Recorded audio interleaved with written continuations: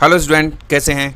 उम्मीद करता हूँ आप सभी अच्छे होंगे। आज हम एक बहुत important topic atom and molecule के साथ आपके सामने प्रेजेंट हुए हैं, जो क्लास 9th का इंपॉर्टेंट टॉपिक है।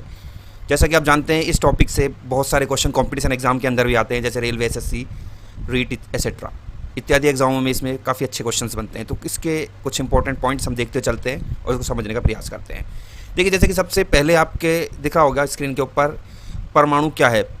एक्चुअलिटी में एटम क्या होता है? एटम पदार्थ या यौगिक जो भी होता है, उसकी सबसे छोटी यूनिट, सबसे छोटी एक इकाई होती है जो स्वतंत्र अवस्था में नहीं रह सकती है। ठीक है। परमाणु आपस में मिलकर मॉलिक्यूल यानी अणु बनाते हैं। Atom combine to form molecule, basic building block of all matters. ठीक है। अब जो ये परमाणु होते हैं, ये स्वतंत्र अवस्था में नहीं रह सकते, परंतु अणु जो होते हैं वो स्वतंत्र अवस्था में रह सकते हैं। अगर आपसे ये पूछा जाए कि पदार्थ या यौगिक की वह सबसे छोटी इकाई बताइए जो स्वतंत्र अवस्था में रह सकती हो, तो आपको अणु बताना पड़ेगा। अदरवाइज आपके पास में परमाणु जो होता है वो सबसे छोटी इकाई होती है। ठीक है। परमाणु के अंदर आपके पास में मेन रूप से जो होता है वो होता है नाभिक, न्यूक्लियस होता है, न्यूक्लियस जिसके अंदर न्यूट्रॉन एंड प्रोटॉन पाए जाते हैं, और इसके चारों ओर इलेक्ट्रॉन विभिन्न कोश एवं कक्षाओं में परिक्रमा करते हैं, रिवॉल्यूशन करते हैं। ठीक है। अब यहाँ पर इसको लेकर कुछ सिद्धांत भी दिए गए हैं जिनके बारे में हम स्टडी करेंगे। तो देखिए क्या सिद्धांत यहाँ पर बताए गए हैं। देखिए, सबसे पहले जॉन डाल्टन की थ्योरी आती है। जॉन डाल्टन ने कुछ इंपॉर्टेंट बातें हमको बताई थी। जब कोई भी परमाणु के बारे में अपन स्टडी करते हैं तो ये बताया है उन्होंने कि परमाणु अविभाज्य होता है, यानी इनडिविजिबल होगा पार्टिकल से। बाद में ये चीज़ बाद में पता लगी कि आपके पास में परमाणु के अंदर भी इलेक्ट्रॉन, प्रोटॉन, न्यूट्रॉन्स पाए जाते हैं। दूसरी इंपॉर्टेंट बात इन्होंने बताई कि जो समान तत्व हैं, जैसे हम बात करें कोई पदार्थ ऐसे क्लोरीन है, ऑक्सीजन है, ये सब अगर अपने पास होते हैं तो इनके सभी के परमाणु भार और गुणों में एक समान होंगे, और विभिन्न तत्वों के परमाणु के भार और गुण भिन्न भिन्न होंगे। ठीक है।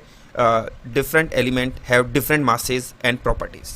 इसके बाद अपने पास आता है स्थिर अनुपात का नियम, अर्थात संयोजनों का निर्माण तत्वों के निश्चित अनुपात में परमाणु के संयोजन से होता है। यानी परमाणु कभी भी संयोजित होंगे तो एक निश्चित अनुपात में ही संयोजित होते हैं। जैसे H2O है अपने पास, H2O के अंदर हाइड्रोजन के 2 परमाणु ऑक्सीजन से मिलकर संयोजन करेंगे और आपके पास H2O का निर्माण करेंगे।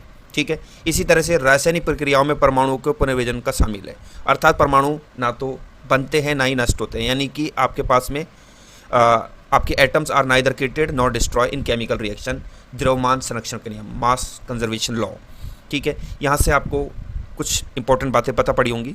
आगे बढ़ते हैं। देखिए, परमाणु के संरचना को लेकर कुछ आपके मॉडल्स हैं जिनके बारे में हम स्टडी करेंगे। जैसे है थॉमसन मॉडल। जे थॉमसन ने एक मॉडल दिया था जिसको हम प्लम पुडिंग मॉडल भी बोलते हैं। प्लम पुडिंग एक मिठाई की तरह होती है जिसके अंदर स्पेयर भाग जो होता है, गोलाकार जो भाग दिखाई दे रहा है आपको, स्पेरिकल पार्ट है, उसको पॉजिटिव पार्ट माना उन्होंने। और उन्होंने कहा कि जो अंदर का भाग है एज ए आपके किशमिश की तरह, जैसे कि पुडिंग में किशमिश होती है, पुडिंग की मिठाई होती है, इसके अंदर किशमिश लगी होती है, वो आपके किशमिश की तरह यहाँ नेगेटिव पार्टिकल वितरित होते हैं, डिस्ट्रीब्यूट होते हैं, ऐसा उन्होंने बताया। ठीक है। ये इस मॉडल के अनुसार उन्होंने कुछ परिकल्पनाएं भी दी, और वो क्या क्या परिकल्पनाएं हैं वो मैं इस मॉडल के अनुसार इलेक्ट्रॉन परमाणु के अंदर समान रूप से फैले रहते हैं और पॉजिटिव एंड नेगेटिव चार्ज आपस में बैलेंस होते हैं, जिससे परमाणु इलेक्ट्रिकली न्यूट्रल यानी विद्युतीय उदासीन बना रहता है। ये इस मॉडल ने बताया। लेकिन इस मॉडल में कुछ कमियां थी जिनको ये क्लियर नहीं कर पाए। इसके अंदर यह नहीं बता पाए कि इलेक्ट्रॉन जो डिस्ट्रीब्यूट हैं वो किस तरह से डिस्ट्रीब्यूट होते हैं। ठीक है। पॉजिटिव चार्ज किस तरह से आपके पास पाया जाता है, ना भी ये नाभिक, न्यूक्लियस के बारे में कोई थ्योरी नहीं दे पाए, और दूसरा ना ही कोश और ऑर्बिट्स के बारे में इन्होंने कोई जानकारी दी। ठीक है। इसके बाद एक नेक्स्ट मॉडल अपने पास आता है रदरफोर्ड मॉडल। ठीक है। रदरफोर्ड ने कुछ एक्सपेरिमेंट करे और उन्होंने अपनी परिकल्पना निकाली, कुछ प्रस्तावनाएं दी। उन्होंने एक सबसे पहले एक एक्सपेरिमेंट किया जो कि एक फिल्म थी फॉइल, गोल्ड फॉइल के ऊपर उन्होंने अल्फा पार्टिकल्स की रेज की बौछार करवाई। तो उन्होंने देखा यहाँ पर कि कुछ पार्टिकल तो आपके सीधे पास कर जाते हैं उस फॉइल के अंदर से। देखिए यहाँ पर दिखाया गया है, कुछ पार्टिकल्स आपके सीधे पास कर जाते हैं, अधिकतर जो थे, और कुछ पार्टिकल्स कुछ एंगल से आपके मूव कर जाते हैं। और 1200 पार्टिकल्स में से लगभग एक पार्टिकल इस तरह का पाया गया जो वापस 180 डिग्री पर, यानी कि जिस पाथ से वो मूव कर रहा है, जिस पाथ में, उसी पाथ में वो वापस लौट आता है। तो इससे उन्होंने कुछ परिकल्पनाएं निकाली, कुछ अजम्पशन निकाले, और इस आधार पर उन्होंने कुछ बातें इंपॉर्टेंट थी जो हमें बताई। वो उन्होंने ये बताया कुछ निष्कर्ष कि परमाणुओं के बीच में एक सकारात्मक चार्जित केंद्र होता है, यानी एक सेंट्रल पॉइंट जो रहेगा वो पॉजिटिव रहेगा। उन्होंने ये जानकारी दी, जिसे हम न्यूक्लियस यानी नाभिक कहते हैं। ठीक है, और जो न्यूक्लियस होता है उसके अंदर सारा का सारा संपूर्ण भाग उसका केंद्रित रहता है, इसे हम नाभिक बोलते हैं, न्यूक्लियस। सारा पार्ट इसका जो इसके धनावेश रहेगा इसके अंदर संकेंद्रित रहता है और सारा द्रव्यमान इसमें संकेंद्रित रहेगा। ठीक है, इसके बाद उन्होंने बताया कि आपके पास में न्यूक्लियस के चारों ओर इलेक्ट्रॉन रिवॉल्यूशन करते हैं। यहाँ पर इलेक्ट्रॉन न्यूक्लियस के चारों ओर रिवॉल्यूशन यानी चक्रण कर रहे हैं विभिन्न कक्षाओं के अंदर। ठीक है, इसके बाद लास्ट एंड फाइनल उन्होंने बताया न्यूक्लियस का आकार जो होता है परमाणु के आकार के मुकाबले बहुत छोटा होता है। ठीक है, तो इस तरह से ये एक्सपेरिमेंट करके इन्होंने ये परिकल्पनाएं, ये निष्कर्ष प्राप्त किया। इसमें कुछ कमियां रह गई। जब आपके पास में इलेक्ट्रॉन डिफरेंट ऑर्बिट्स के अंदर न्यूक्लियस के चारों ओर रिवॉल्यूशन करते हैं, चक्रण करते हैं, परिक्रमा करते हैं, तो जैसा कि हम जानते हैं नाभिक जो है न्यूक्लियस वो पॉजिटिव है और इलेक्ट्रॉन नेगेटिव है। दोनों एक दूसरे से आकर्षित होकर और ऊर्जा का ह्रास करते हुए इलेक्ट्रॉन को नाभिक में अंदर गिर जाना चाहिए, और नाभिक के अंदर गिरने के कारण परमाणु अनस्टेबल होना चाहिए। बट परमाणु स्टेबल होता है। तो परमाणु के स्थायित्व की ये व्याख्या नहीं कर पाए, इसका कोई इनके पास में जवाब नहीं था, आंसर नहीं था।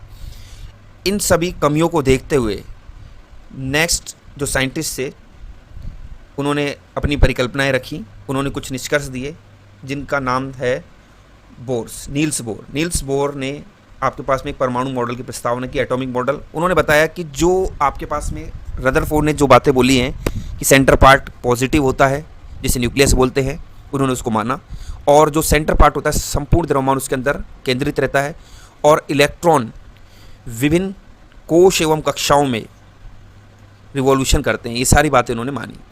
उन्होंने इसके साथ ये कहा कि इलेक्ट्रॉन जब विभिन्न कक्षाओं में ऑर्बिट्स के अंदर रिवॉल्यूशन करते हैं, चक्रण करते हैं, तो ये ना तो ऊर्जा का ह्रास करते हैं ना ये ऊर्जा ग्रहण करते हैं, यानी कि ये एक केवल विशिष्ट ऊर्जा स्तरों में मौजूद हो सकते हैं।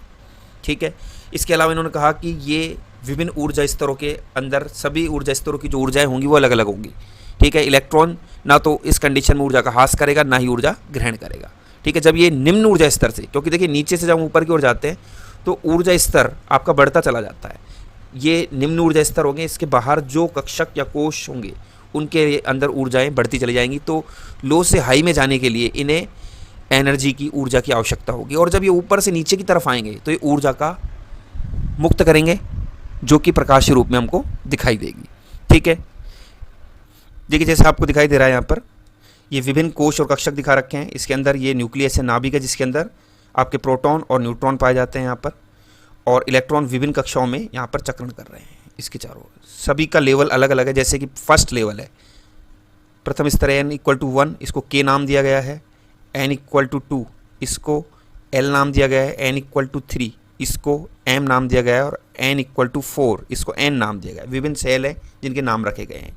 ठीक है, इनके अंदर इलेक्ट्रॉन की संख्या ज्ञात की जा सकती है, प्राप्त की जा सकती है। देखिए इलेक्ट्रॉन की संख्या जो इनके अंदर होगी वो कैसे निकालते हैं, उसके लिए फॉर्मूला है अपने पास। फॉर्मूला है आपका 2n², यानी अगर आप k कोश के लिए बात करते हैं, ठीक है, तो k कोश आपको जैसा कि जानते हैं कि n = 1 होता है, तो यहाँ पर k कोश में नंबर ऑफ इलेक्ट्रॉन जो होगा इन k ऑर्बिट्स, इसमें इलेक्ट्रॉन जो होंगे वो हो जाएंगे 2n², तो 2 इलेक्ट्रॉन उपस्थित रह सकते हैं। ऐसे अगर हम बात करें KLM के लिए बात करते हैं हम, m ऑर्बिट्स के लिए अगर हम बात करें कोश के लिए, तो इसमें क्या होंगे आप जानते हैं कि इसके लिए n = होता है 3, अगर हम इसके अंदर रखते हैं तो 18 इलेक्ट्रॉन आ सकते हैं। तो आप जैसे देख रहे होंगे इस फॉर्मूले से हम number of electron find out कर सकते हैं कि पहले कोश में कितने इलेक्ट्रॉन आएंगे, दूसरे में कितने आएंगे, तीसरे में कितने आएंगे, इस तरह से हम ज्ञात कर सकते हैं। अब देखिए इसके अंदर एक चीज़ और देख लेते, देखिए कुछ बेसिक बातें हैं जिनको आपको मालूम होना चाहिए। इलेक्ट्रॉन के खोजकर्ता जो हैं वो आपके जे थॉमसन है। ठीक है, इलेक्ट्रॉन के खोजकर्ता जे थॉमसन है, और इलेक्ट्रॉन एक नेगेटिव चार्ज पार्टिकल होता है। Electron is negative charge particle और आपके विभिन्न कक्षाओं में रिवॉल्यूशन करता है। जैसे कि हमने बताया, इसका मास जो होता है 9.1 × 10⁻³ किलोग्राम होता है। प्रोटॉन के खोजकर्ता अर्नेस्ट रदरफोर्ड हैं, फाउंडर, और इसका जो मास होता है 1.67 × 10⁻27 होता है। प्रोटॉन के सेंटर में होता है, इसे नाभिक कहा जाता है। सकारात्मक चार्ज वाले पॉइंट होते हैं, ठीक है। एटॉमिक नंबर यानी द्रव्यमान संख्या आपके पास में इससे ज्ञात की जा सकती है। अब देखिए नेक्स्ट अपने पास होता है न्यूट्रॉन। न्यूट्रॉन ऐसा पार्टिकल होता है जिसका कोई चार्ज नहीं होता, इसका द्रव्यमान जो होता है वो प्रोटॉन के द्रव्यमान की इक्वल ही होता है और ये भी न्यूक्लियस के अंदर पाया जाता है। इसके खोजकर्ता जेम्स चैडविक हैं, ठीक है। इस तरह से हमने पार्टिकल्स के बारे में स्टडी किया। देखिए ये हमारा फर्स्ट पार्ट है इस चैप्टर का, इस लेक्चर का। तो सेकंड जो पार्ट है हम नेक्स्ट लेक्चर में देखेंगे, जिसके अंदर हम वैलेंसी यानी संयोजकता, आइसोटोप, आइसोबार, समस्थानिक, संभारिक, इनके बारे में स्टडी करेंगे और कुछ इंपॉर्टेंट क्वेश्चन हम करेंगे। तो उम्मीद करता हूँ आपको ये कॉन्सेप्ट समझ में आ गया होगा। मिलते हैं आपसे नेक्स्ट लेक्चर के लिए अंदर, तब तक के लिए धन्यवाद।